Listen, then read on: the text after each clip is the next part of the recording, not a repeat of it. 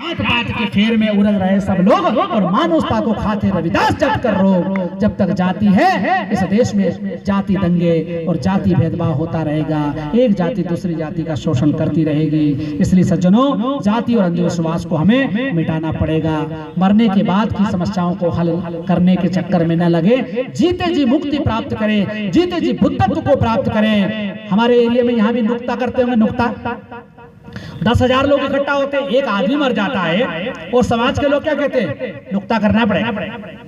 डोकरा बड़ा ठावा था, नुक्ता में नुक्ति करवाएंगे, पूड़ी के साथ कुछ गुलाब जामुन भी करवाते, हमारे एरिया में करवाते, आपके इधर भी करवाते हो। गुलाब जामुन कर लो, चक्की कर लो। अरे तुम्हारा बाप मरा तो खुशी मना रहे हो कि दुख मना रहे हो? हमारे एरिया में और कई काम होता है, पूरे खानदान को गंजा कर देते हैं। बेचारो बाल से भी गयो, माल से भी गयो, माल से गयो, बाल से गयो, सब तरफ से कर दो। क्या है? अरे भाई, जिसका बाप मरा उसको गंजा कर दिया, उसको पगड़ी बना दी, पूरे खानदान को गंजा कर दिया। तो ये आपको सोचना पड़ेगा। अच्छा, कुछ लोग हमारे जैसे वो क्या कहते हैं, देखो तुम अगर हमें तुम्हारे बाप के नाम पर यहाँ दोगे, हमारे मुंह में गुलाब जामुन टपकाओगे तो तुम्हारे बाप को स्वर्ग में गुलाब जामुन मिलेगा। अगर आप हमें यहाँ छाता दोगे तो तुम्हारे बाप को वहाँ छाता मिलेगा। अगर तुम यहाँ हमें टार्च दोगे, गरुड़ पुराण में लिखा है, तो अगर हमें तुम्हें टार्च दोगे तुम्हारे बाप को वहाँ टार्च मिलेगा। अरे ऐसे स्वर्ग नरक में जाने से क्या फायदा, जिसमें टार्च भी नहीं मिले, छातों भी नहीं मिले, खाबा को भी नहीं मिले। ऐसे स्वर्ग नरक से यही मजा का दादा। सज्जनों, एक छोटी सी कहानी सुना करके बात को खत्म करने का प्रयास करूंगा। एक तेलानी राम नाम का ब्राह्मण था, बड़ा ज्ञानी। दक्षिण भारत में 15वीं शताब्दी में राजा राम मोहन राय की मां मरी। अब मां मरी साहब, तो राजा साहब की मां से उन्होंने की कि मां थारी अंतिम इच्छा कही। तो राजा साहब की मां ने की कि बेटा अशोकर मारे आम खिला दे। आम खिला दे? अरे अब तो ये ठंड का मौसम में आम कहां से आया, कोल्ड स्टोरेज तो था नहीं उस जमाने में। उन्होंने की आम खिला दे। अच्छा, उन्होंने की डोकरी तो अशोकर मां 4 महीना और थोड़ी जिंदगी रे, आम आ जाएगा, आम खिला दो। अरे बेटा वहां तो डोर वहीं से कट गई, तो डोकरी धरड़ गई। डोकरी धरड़ गई तो हमारे जैसे पंडित जी गए, उन्होंने कहा कि माता जी की अंतिम इच्छा क्या थी? उन्होंने कहा माता जी की अंतिम इच्छा थी आम खाने। उन्होंने कहा 11 ब्राह्मण को पाव पाव के सोने के 11 आम दान कर दो, इससे तुम्हारी माता जी के मुंह में रस छोएगा।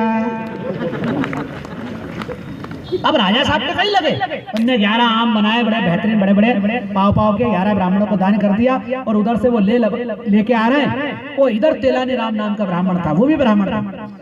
तो उसको लगा कि यार राजा साहब को ठग के आ रहे हैं। उन्होंने कहा पंडित जी मेरी माता का भी थोड़ा गड़बड़ हो गया था, तो उसका भी थोड़ा चाय पानी दूध ले लो आप और फिर निकल जाना। उन्होंने कहा कि यो बावड़ बहुत चालू है, वो चंट है जो गड़बड़ करेगा। उन्होंने कहा पंडित जी थोड़ा बैठिए, प्रधानमंत्री की बात क्यों नहीं मान रहे? 11 ब्राह्मणों को बिठाया, उन्हें थोड़ा जल्दी करो, चाय पानी हम निकल रहे हैं। और लेकिन नहीं साहब, वो थोड़ा कंडा लाया है, कंडा थोड़ा गर्म हो रहा है। कंडा गर्म हो रहा है? गांव खेड़े में जब आदमी बीमार हो जाता है, उसकी माँ का पापड़ा दुखता था, पापड़ा नहीं ये पीठ, कि हमारी कहीं मत पूछो पंडित जी, कहीं बताओ आपकी हमारी माँ कोई वो पापड़ो दुखतो थो। और एक आप जैसा पंडित जी ने बताया कि चांचवा लगा ले, 11 चांचवा। तो साहब इधर तो सरिया गरम हो रहा, कंडे गरम हो रहा है और माँ का दम उखड़ गया। बापड़ी की आत्मा चांचवा के लिए माँ स्वर्ग नरक में तड़पती होगा। अब आप पंडित जी ऐसा करो, 11 ब्राह्मण 11 चांचवा लगा करके मेरी माता की आत्मा शांति के लिए कुछ दीजिए। उन्होंने कहा ऐसा होता है क्या? उन्होंने कहा नहीं होता है तो पाव पाव का आम इधर सरका दीजिए। तो ऐसा आदमी जब समाज में पैदा होता है तो क्या कहते हैं, ये धर्म विरोधी है, ये राष्ट्र विरोधी है, ये जातिवादी है, ये सांप्रदायिक है, ये समाज को बरगला रहा है, ये नास्तिक है। जब भेजने वाले ने भेजे के साथ भेजा और थोड़ा बहुत भेजा हमारा चला, तो सोचा क्या कहता है, ये राष्ट्रद्रोही है, नक्सलवादी है, आतंकवादी है। आज नक्सलवाद के नाम पर 50 साल से हमारे लोगों को जिंदा जलाया जा रहा, मारा जा रहा है। अरे आदिवासियों के गांव खेड़ों में जाकर के उनकी समस्या को हल करने का प्रयास करो। गोली चलाने से मारने से कोई फायदा नहीं होगा, गोली से किसी समस्या का हल नहीं होगा। बाबा साहब ने गोली नहीं चलाई, अरे बोली चलाई, और बोली चला करके चपरासी से लेके राष्ट्रपति भवन तक, संसद से लेके सड़क तक, सुई से लेके हवाई जहाज तक मेरे बाबा साहब अम्बेडकर ने सभी जगह दलित आदिवासी पिछड़ों को बिठा दिया। गोली चलाने की जरूरत नहीं है, ये भेजा चलाने की जरूरत है। सज्जनों, तो मुझे यहाँ बुला करके आपने इतना सम्मान दिया है, मैं आप सभी का धन्यवाद देता हूँ, साधुवाद देता हूँ। अंत में एक भजन सुना करके बात को पूरी तरह खत्म करूंगा।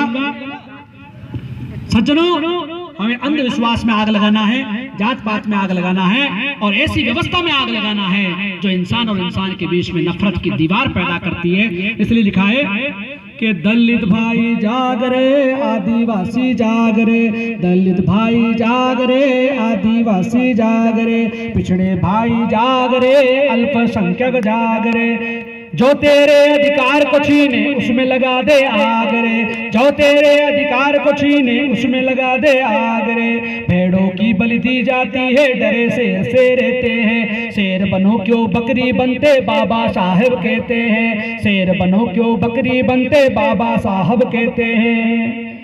अरे शोषक शोषक सारे मिल गए, अरे शिक्षा संघर्ष संगठन का मिलकर गाले फागरे, शिक्षा संघर्ष संगठन का मिलकर गाले फागरे, आदिवासी जाग रे, मूल निवासी जाग रे, आदिवासी जाग रे, मूल निवासी जाग रे, जो तेरे अधिकार को छीने उसमें लगा दे आग रे, अधिकार छीनने से मिलते कब तक ज्ञापन मांग खुली, लाखों पद हमारे खाली है।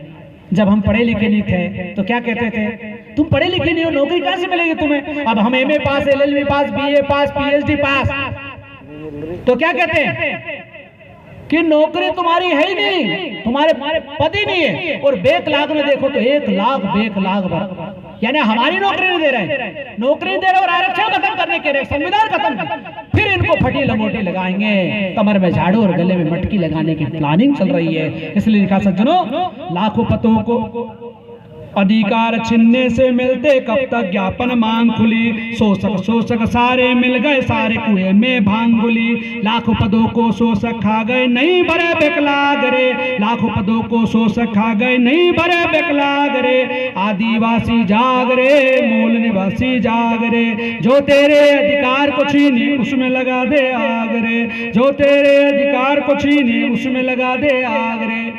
तो सज्जनों, आपने मुझे यहाँ बुलाकर इतना धैर्य पूर्वक सुना।